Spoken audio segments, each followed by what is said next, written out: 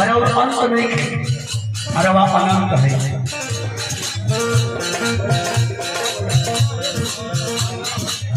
जय जय जय उसमें हार को सपा भाई भाई होले तो हम लोग पहली वाला जय हो धन्य हो जाए भाई पहली वाला देंगे। जय हरि भक्त ही बाबा से कहले का पहले प्रथम पूज है आदि देव महिमा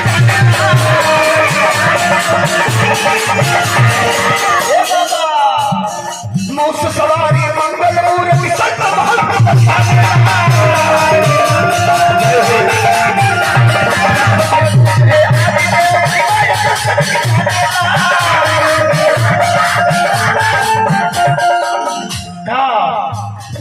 मोक्ष सवारी मंगल मूर्ति सर्व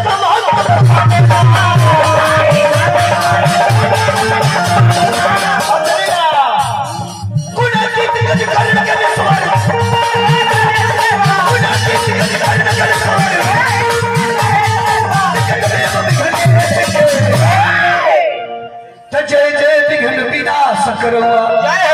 चाचा जी लोग के माध्यम से हजार हजार रुपए के बंडल टोनी बार बार प्रणाम नमस्कार से लेकर आशीर्वाद की साधना करते नहीं जा। ईश्वर से कामना करो जा कि पद प्रतिष्ठा में आजीवन बढ़ोतरी हो अध्वान में भीतर भीतर चढ़ोतरी हो। भक्त काले का बबुआ कि जय जय विघ्न विनाश करुआ अरे बालक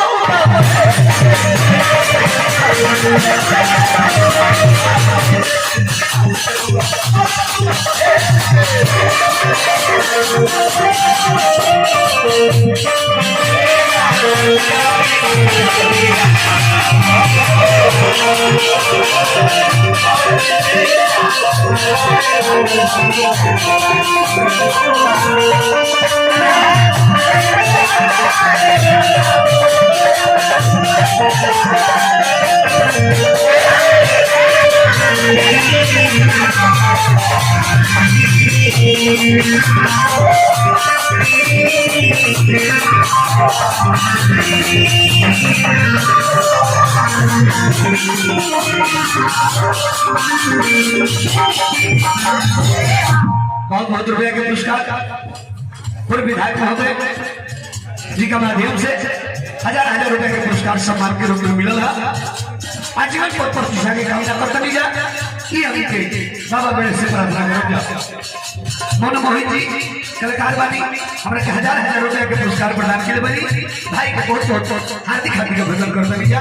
माई सरस्वती की कृपा द्वारा तुम बोलो रहो जय हो जय ईश्वर से कामना भक्त की बाबा अतरे ना के है रहो भक्त अतरे पार्वती नंदन हे जगमन गंगन कर्ण पुकार हे बाबा आज सभा के बीच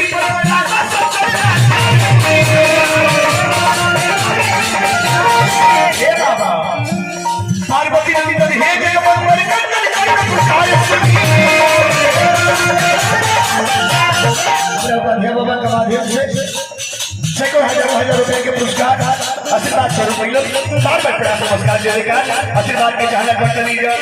पार्वती नंदन हे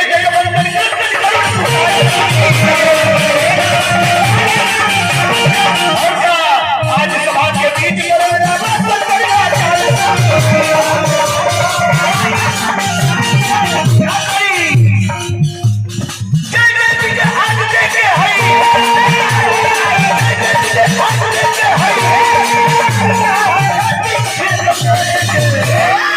चलो जय जय विघ्न विनाश करुआ जय जय विघ्न विनाश करुआ हरि तमाल बाबा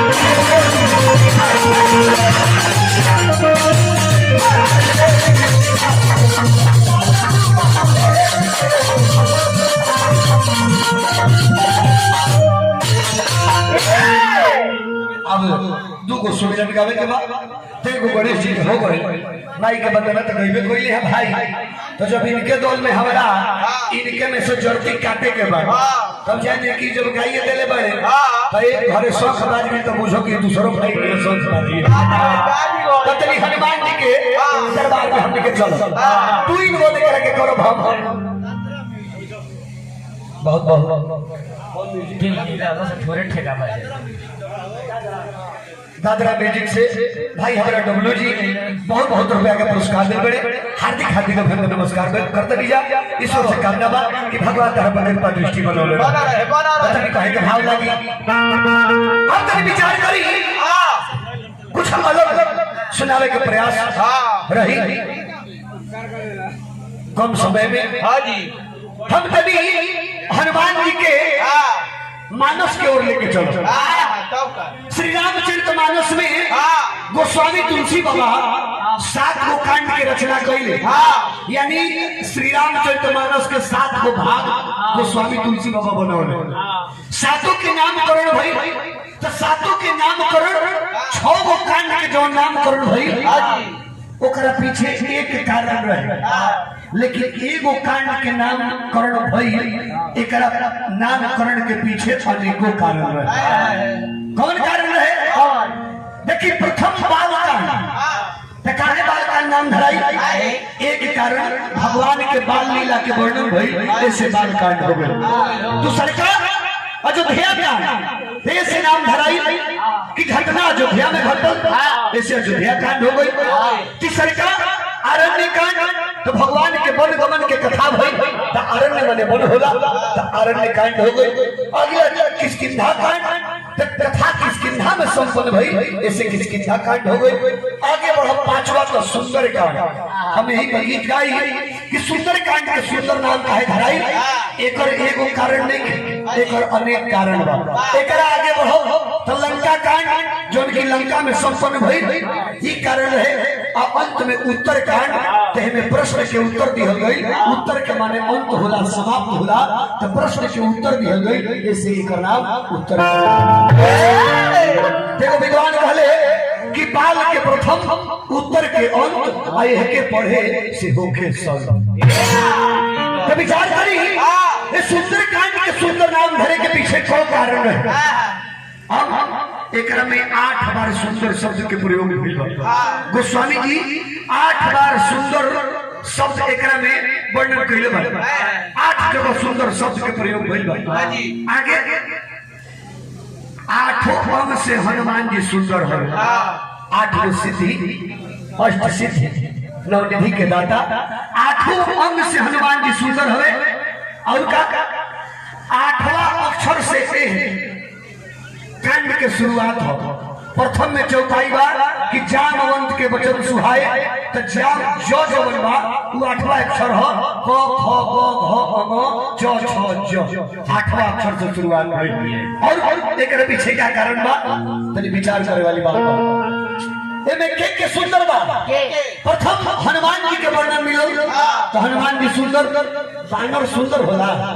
बानर सुंदर बानर के चित्र देख के सीता जी डेरा जात रही आ साक्षात हनुमान जी उनका लगे चल गई तो डरेगी ना डरेगी से हनुमान जी सुंदर। आगे वर्णन मिलल समुद्र के किनारे के तो समुद्र के तीर सुंदर होला जे ओइ जा गइल बा चाहे जे चल जाई ओइ जा से आवे के दूर बात नजर हटावे के मन ना करी। तीसरका सुंदर जो ना पर्वत पर हनुमान जी चढ़ के लंका खाती छलाक लगौले वो पर्वत सुंदर रहे सिंधु तीर एक भूधर सुंदर कौतुक कूद चढ़े ऊपर। आगे विचार करी वो पर्वत सुंदर रहे आ जो ना पर्वत पर लंका हुआ हनुमान जी उतरल रहे वो पर्वत सुंदर रहे। त्रिकूट पर 3 गो पहाड़ी रहे नील सुबेर आ सुंदर वही सुंदर पर हनुमान जी उतरल बड़े तो तनी कवि के भाव लागल सुंदर कर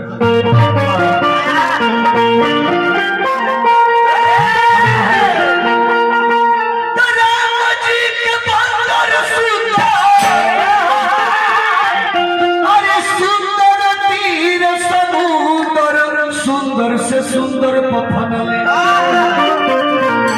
भाई का बोला हालांकि हनुमान जी तो बाल ब्रह्मचारी देवता हो तारा लोग से ठेकी ना हो, लेकिन का करबो ऐसा मजबूरी हो गई बा। आज हमने के समाज में ए महाराज हमारा बुझा था कि 5 बरिस के बाद हमने के सुमिरन गावे के नौबत ना लगे। हम तो जहाँ अब देखी सुमिरन के अब लेके आवे ना अब तो जन माने जे कार्यकर्ता बा वो कह दिए कि ब्याह प्रोग्राम में आवे के बाद तो सुमिरन नहीं खेगावे। हमनी के कहब जे कि ना मजबूरी है, हमनी खातिर सुमिरन जरूरी है। तो कार्यकर्ता ये बात कही कि ढेर जरूरी मानो तरवा घरे से निकलो कनी प्रोग्राम में आवे खातिर त गाड़ी पर बैठी सुमिरन शुरू कर दी, प्रोग्राम में पहुंचो समा आ नचनिया उतार के हाचवा काम शुरू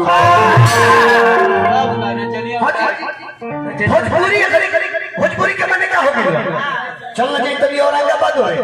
हो जब 2 गो जहां सुमिरन गाँव नहीं जा तो एक जना खाड़ो जी याद जी रात भरी है होई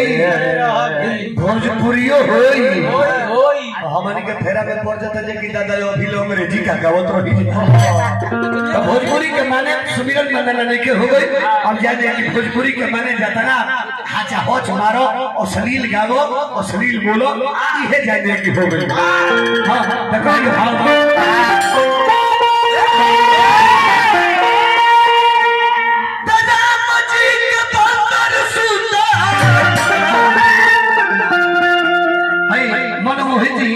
लोकगीत गायक बनी बहुत रुपया के पुरस्कार बनी। हार्दिक हार्दिक नमस्कार जी गरबा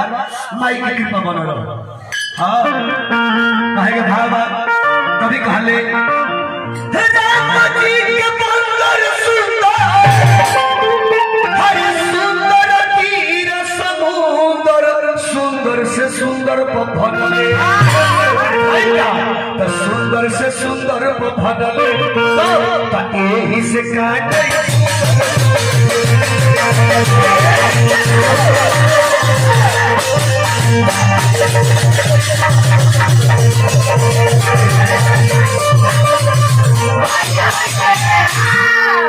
और क्या सुंदर हो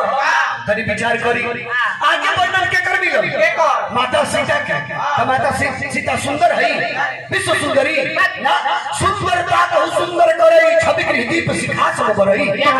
माता सीता सुंदर के सुंदर करे वाली है। आगे वर्णन का बोली सीता जी का बोली हनुमान जी काले जाके देले अंगूठी कैसा रहे सब देखी मुद्रिका मनोहर राम नाम अंकित अति सुंदर अंगूठी सुंदर रहे। और क्या 3 गो छुछुनर से भेंट भई हनुमान जी के 3 गो छुछुनर ले भेंट भई के पहिल की सुरसा सांप के महतारी है परीक्षा लेवे खातिर आईली सुरसा नाम अहिन के माता पठैनी आई कही माता हनुमान जी परीक्षा में पास भइले आगे बढ़ले तो फेर गो भेंट आ गए राक्षसी रहे नाम सिंहिका रहे निशिचर एक सिंधु महुरहाई करी माया नभ के खगहियो काम का करतो है जी आकाश मार्ग से उड़ के जाए उनकर परछाई समुद्र के पानी पे आवे और उनकर परछोही धो लेवे आ धो के मुंह में डाल के खा जाए इहे ओकर काम हनुमानो जी के धो लेवे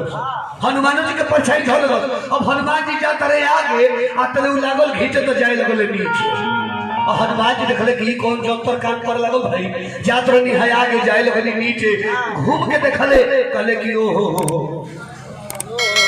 अच्छा मेरा सुपन चचा के माध्यम से पुरस्कार मिलो बार बार प्रणाम नमस्कार जी जयकार बात के जाना करते दिया गार्जियन होने के बानी हार्दिक हार्दिक अभिनंदन नमस्कार जी जयकार।